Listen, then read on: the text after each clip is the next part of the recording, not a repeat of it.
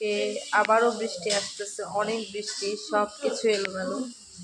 দেখে আন্টি কি রান্না করতেছে। টেবিলে এগুলো কি আবার? ওরে এগুলো তো বিরিয়ানি, ফ্রিজে ছিল। আজকে মনে হয় সবজি রান্না করবে। আর এই আমগুলো আমাদের বাড়ি থেকে পাঠাইছে, অনেক মিষ্টি আমগুলো। আন্টি কি রান্না করেন? ওরে খুঁটি দিলা সারি এগুলো টমাটোগুলো ছিল তো, এগুলো ফ্রিজে ছিল মনে হয় না? একটু বাংলা দিয়েছি, বেশি শক্ত লাগে। পাঙ্গাস মাছের তেল না?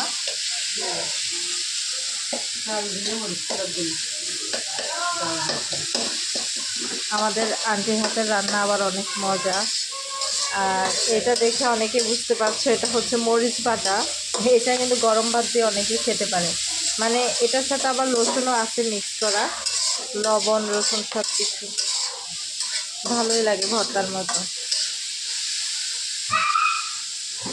কাঁকড়াগুলো হ্যাঁ, আর ভাইয়ার জন্য কাঁকড়া ভুনা রাখছিল, এগুলো গরম করছেন না? না গরম করে নি, গরম করা হয়নি, ফ্রিজে ছিল মনে হয়। আচ্ছা নর্মাল হয়েছে তো, একটু পরে গরম করলে হবে। কয়েকদিন আগে কাঁকড়া ভাত ছিল বাসায়।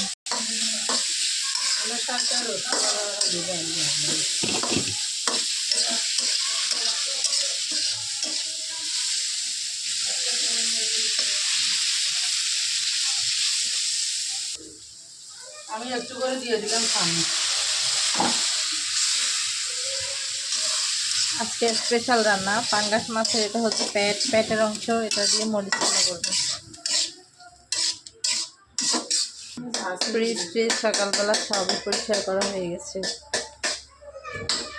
এই দেখো সব গুছানো শেষ। আজকে ঘর দুয়ার একদম সব কিছু পরিষ্কার করেছে। দিয়ে দিলাম হলুদের গুঁড়া, মরিচগুলো দিয়ে দিলাম।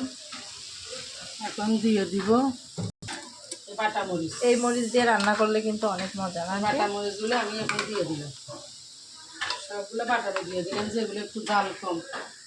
বেশি ঝাল হলে তো আবার সমস্যা। বেশি ঝাল খাওয়া যাবে না।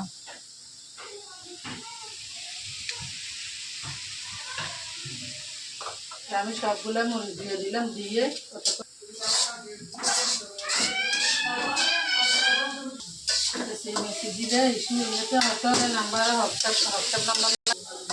ঝাল টাল সব ঠিক মতো হয়েছে না? একদম মরিচ মরিচ হয়ে গেছে আন্টি, ঝাল কি বেশি হবে নাকি?